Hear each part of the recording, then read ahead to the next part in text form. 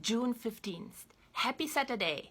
Grab this coffee and let's get smarter together. We'll start with a little recap from yesterday. The quantum universe is best understood as a heap of data, hidden in data, hidden in data, hidden in data, and so on and so on. Together, the data describes everything that could possibly happen in the universe within the restraints of its innate laws.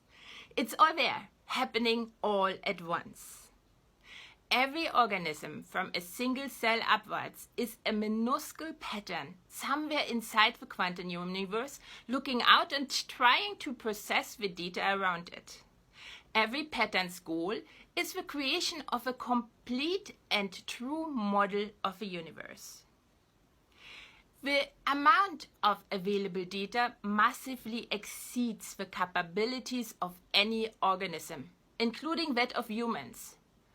So humans, like every other organism, go about the job incrementally, processing a few data to generate a first crude model that they then continuously update as they pick up more data and process it. The apposition of snapshot after snapshot creates an illusion, that of time lapsing between changes of different models of the world. There's a maximum speed with which a single organism, including a single human, can process data. This max speed will never be reached by the organism because a certain amount of data will be processed again and again to exploit it. In the natural context, these are what we recognize as time and metabolic restraints. Given the goal of any organism, though, to generate this complete and true model of a universe, it will strive for the highest possible speed, the optimal point on the explore-exploit balance that will give it access to the most genuinely new data to add to the model. And it will strive to increase the speed via cooperation and networks, what we recognize as evolution. And here is the point where I want to return to the problem our perception of time poses.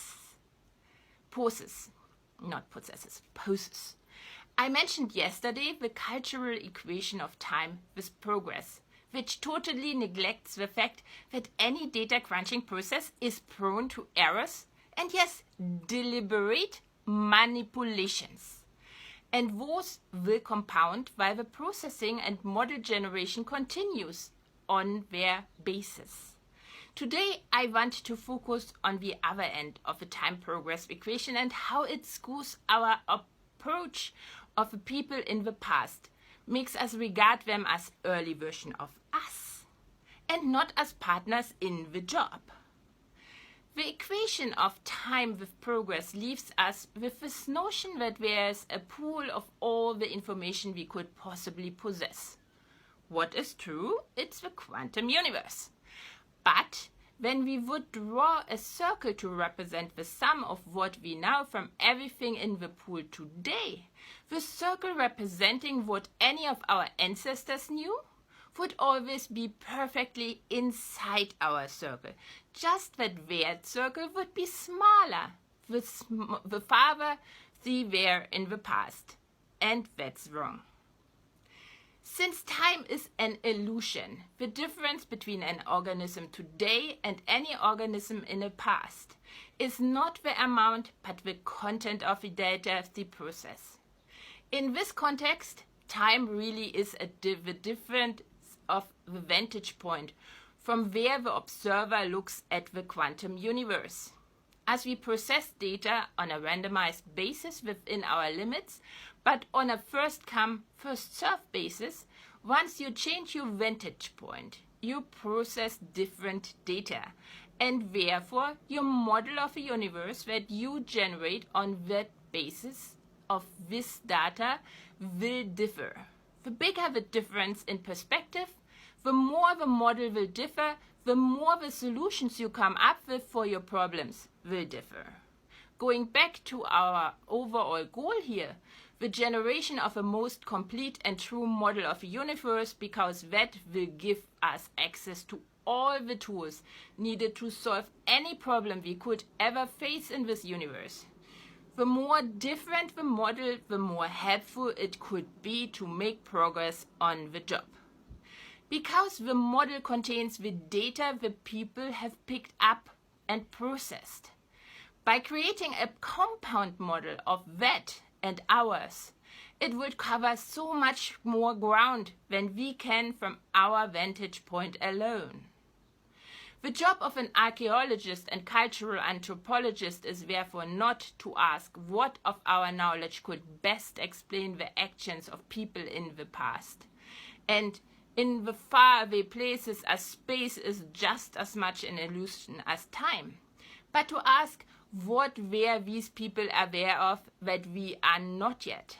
It's about creating a cooperative network into what we stubbornly call the past, and maybe once more data is crunched into the future, as well as into every corner of the world, and with every organism we find a basis to communicate with. Because only together we can reach the processing power needed to finish the job we share. As everything happens all at once, all patterns in the network will profit from it. We just still lack the understanding how. Though, throughout time we have tried to describe the golden city on the hill, haven't we? Explore. As anonymous think. Make a habit out of thinking. Let's turn thinking into the norm again to reach the max speed of data processing per organism possible at our vantage point. Like, comment, share, and follow, lest you miss a single opportunity to improve yourself and society. Once you do, we'll meet again at the coffee pot.